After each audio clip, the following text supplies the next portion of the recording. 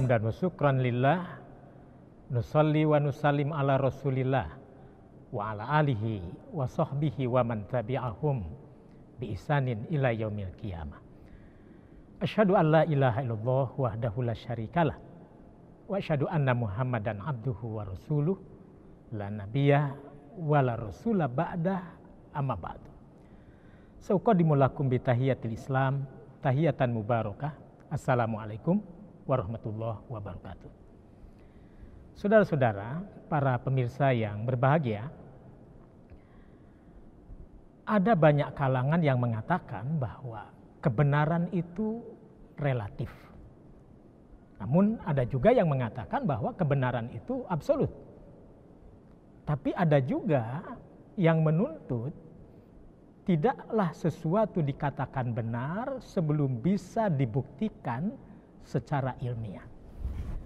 Nah, saudara-saudara, perlu kita ketahui dalam falsafah ilmu memang para cerdik pandai, para ilmuwan mengakui ada kebenaran yang bersifat kebenaran tersebut absolut. Kebenaran absolut menyangkut persoalan religius. Karena itu sebagian mengatakan kebenaran absolut adalah kebenaran religius. Kebenaran religius adalah kebenaran menurut keyakinan. Kebenaran yang ditetapkan atas dasar pemahaman ideologi, yang dikuatkan oleh teologi, yang dikuatkan oleh keyakinan, yang dikuatkan oleh keimanan.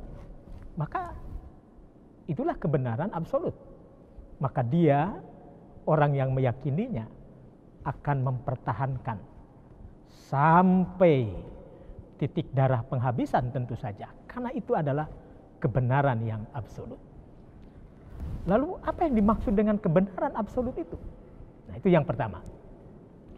Yang kedua, ada juga yang mengatakan sesuatu dikatakan benar kalau memang harus dibuktikan, dicari alasan-alasan kuat berdasarkan riset, berdasarkan kajian, berdasarkan penelitian, baru seseorang bisa menyimpulkan dan lalu dia menyatakan ini adalah kebenaran. Nah, saudara, kebenaran yang kedua bisa dikatakan itu yang disebut dengan kebenaran ilmiah. Kebenaran yang menuntut adanya pembuktian-pembuktian atas dasar riset dan kajian. Ikhwani fiddin azakumullah, para pemirsa yang berbahagia. Yang ketiga, ada kebenaran filosofis. Kebenaran yang memenuhi di dalamnya sifat-sifat ontologis, sifat-sifat epistemologis, dan sifat-sifat yang terkandung di dalam aksiologis.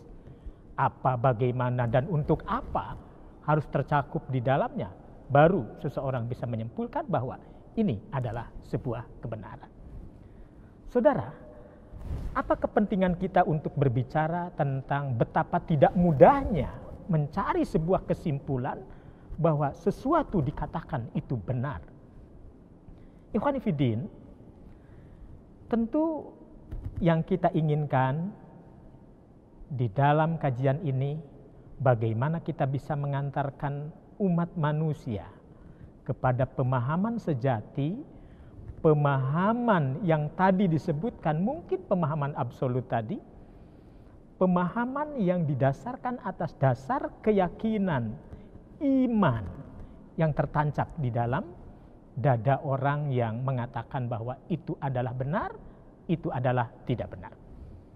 Karena itu seorang ulama yang cukup terkenal di dalam mendefinisikan berbagai mustolahat, ya, berbagai istilah terminologi agama, kita sebut salah satunya Al-Imam Al-Jurjani dalam kitabnya At-Ta'rifat, ataupun Imam Ibnu Manzur di dalam kitabnya Lisanul Arab, ataupun di dalam kitab-kitab yang lain seperti Mu'jamul Wasit dan kitab-kitab yang sepadan dengan itu. Maka kita akan menemukan definisi yang sangat jelas. Apa yang disebut dengan kebenaran adalah as-sabitu la yasugu inkarohu. Sebuah ketetapan yang tidak bisa diingkari.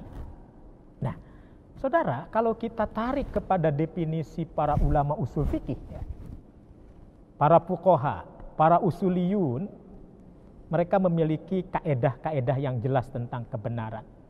Ketika membicarakan kebenaran, itu tidak mungkin bisa dihindari dari pembicaraan pentingnya seseorang meyakini, pentingnya seseorang dia berada di dalam satu keyakinan yang pasti atau yang disebut yakin. Ya. Jadi dikatakan benar berawal dari sebuah keyakinan. Ketika seseorang sudah yakin betul terhadap apa yang diyakininya itu, maka itu tidak bisa berpindah ke lain hati ketika kebenaran sudah tercatat menjadi sebuah keyakinan. Nah, ini berlaku kaidah al-yaqinu la yuzalu bisyaki. Al-yaqinu la yuzalu bisyaki. Keyakinan tidak bisa dikalahkan dengan keraguan. Kalau kita mengambil istilah Abu Hamid Al-Ghazali contohnya, beliau mencoba membagi tentang tahapan-tahapan ilmu seseorang. Ada ilmu yang didapatkan hanya dari penglihatan semata. Maka beliau menyebut itulah yang disebut dengan ainul yakin. Tetapi ada pengetahuan yang harus ada pembuktian. Bagaimana sebenarnya, apakah seperti apa kondisi yang jelasnya. Nah, perlu ada pembuktian. Maka pembuktian atas dasar ilmu itu beliau mengatakan itulah ilmu yakin. Ya. Dan yang ketiganya beliau istilahkan ada puncak ilmu yang tidak bisa dikalahkan. Puncak ilmu sebagai sumber kebenaran sejati. Apa itu? Hakul yakin. Jadi ainul yakin hanya baru pandangan mata. Ilmu yakin dibuktikan atas dasar kajian, ilmu, pengkajian, riset, ya, penggalian, penelaahan. Nah, baru hakul yakin. Saudara, kalau kita kembali kepada terminologi Al-Quranul Karim, sejatinya kebenaran itu sudah termaktub di dalam Al-Quranul Karim. Kita lihat surat Al-Baqarah ayat 142, itu sangat jelas. Al-haqqu mir rabbika fala takunanna minal mumtarin. Kebenaran datang dari Tuhanmu, maka jangan sekali-kali kamu ragu terhadap kebenaran itu. Saudara-saudara, yang terakhir ada pandangan yang menarik untuk lebih meyakinkan apa itu kebenaran sejati, apa itu kebenaran absolut, apa itu kebenaran Allah dan Rasulnya itu, apa yang harus kita yakini bahwa ini adalah kebenaran, yang lain adalah yang menyelisih kebenaran tersebut. Mari kita lihat, ada dua kitab para ulama yang sangat berbobot di sini. Al-Hafidz Al-Imam Ibnu Qayyim Al-Jauziyah rahimahullah menulis kitab yang pertama Ighatsatul Lahfan min Masaid Asyaiton, dan yang kedua adalah I'lamul Muwaqqi'in. Ikhwan fillah, apa kesimpulan pada dua kitab ini tentang kebenaran? Karena ketika kita menyebut kebenaran biasanya dihubungkan dengan pandangan seseorang, gagasan seseorang, pendapat seseorang, komentar seseorang.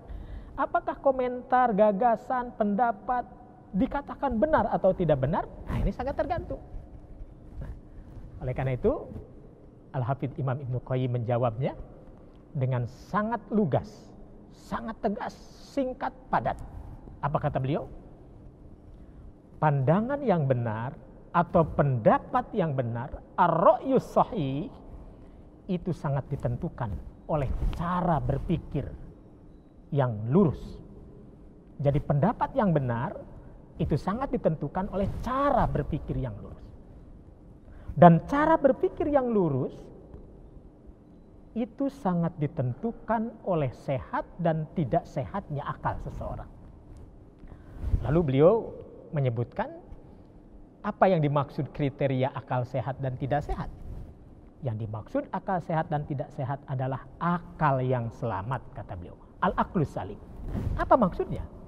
Akal yang selamat adalah akal yang mau tunduk patuh kepada wahyu. Nah, akal yang mau tunduk patuh pada wahyu itulah sejatinya akal sehat.